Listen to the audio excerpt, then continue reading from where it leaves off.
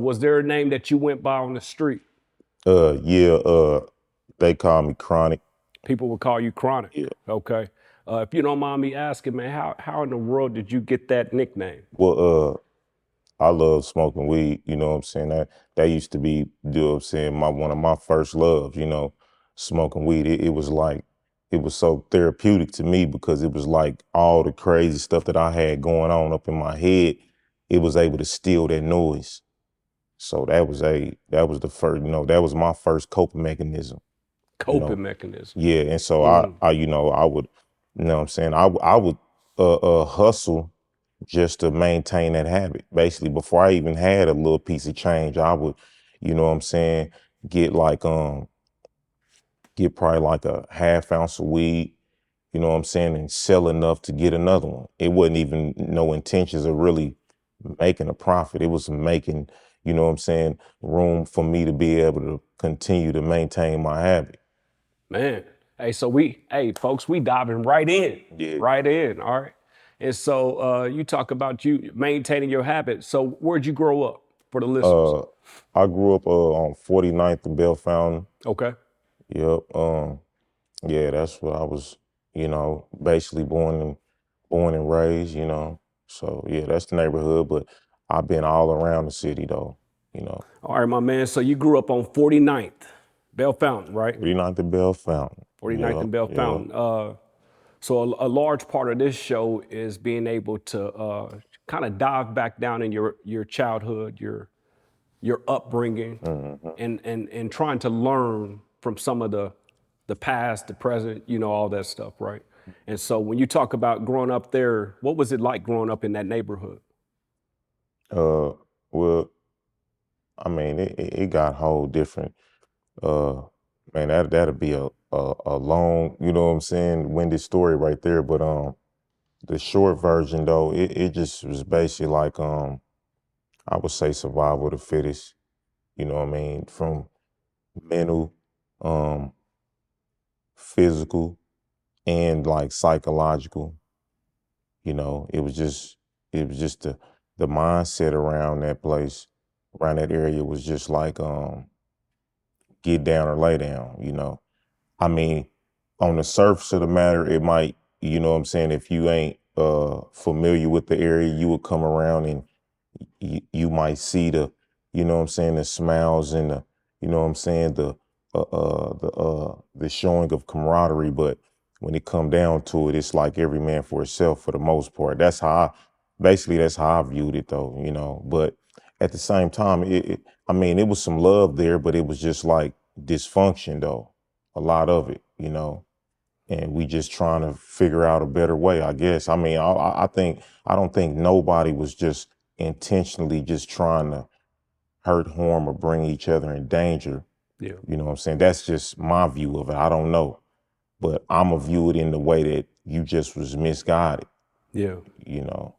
Got you. And so, what was that? What was that?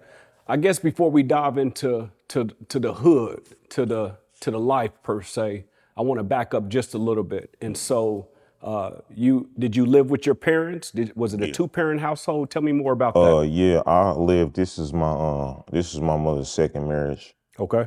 So it was my stepfather. Uh and yeah, it was my mom and my step pops, but she was a good dude. But I mean, I just had it made up in my mind, you know how kids get in that mode, you ain't my daddy. So I was rambunctious. I was trying to figure it out on my own. Do you feel like you being rambunctious or trying to figure it out on your own? Was there a root cause there that was? Well, yeah, of course. I mean, when your daddy naturally, when your biological father's not there, I'm speaking for as like in general. I know everybody ain't probably got this same story, but in general, when the father ain't there, you know, and if you got any type of, I don't know, type of assertiveness within yourself, you ain't just going for anybody telling you what to do. So you was looking for your father to give you guidance per I se? mean, I ain't gonna say I was looking for it. I just wasn't gonna accept it. I mean, he probably would have been the only one that I was gonna be receptive to. You know, he was probably gonna strike and hit some chords that, you know what I'm saying, that and can't nobody else hit. You know what I mean? Got you. So because of that lack of father, or what they call fatherlessness, right? Or your father not being in the home, you had to seek refuge somewhere. Right. I Where, was where, basically trying to put together my own little manhood. You know. right? And so, who was that person that you may Oh, have gone to? well, it was persons. Um, I still had family, but they just wasn't my father. So I didn't have to do what they told me, but I watched what they did. You know what I mean? I had uncles, you know what I'm saying? Blood and, you know, in relation, like the Wrights. I don't know if, you know, the Wrights, like, you know, they lived up the street, you know, it's a big family. And so I looked at them as like, you know what I'm saying, my extended family. So, you know, along with my, you know what I'm saying, my biological, you know what I'm saying, family, my uncles, Yeah, you know, I listened to some of the stuff they say. Like I said, it was just putting together my own little man. It wasn't that they was, I embraced him as my mentor. I would just be sitting back watching some of the, you know what I'm saying, some of the ways they moved and operated. I'm like, yeah, I like that. Nah, I don't like that. And I would just be putting together my own little manhood, you know. got you. So as you putting together your own little manhood, and you're in this rough neighborhood, and you're seeking refuge, obviously Kansas City is known for its gang life. Mm, Kansas City is known for the streets. right. It's hoods, right? Were you connected with any type of hood or gang life?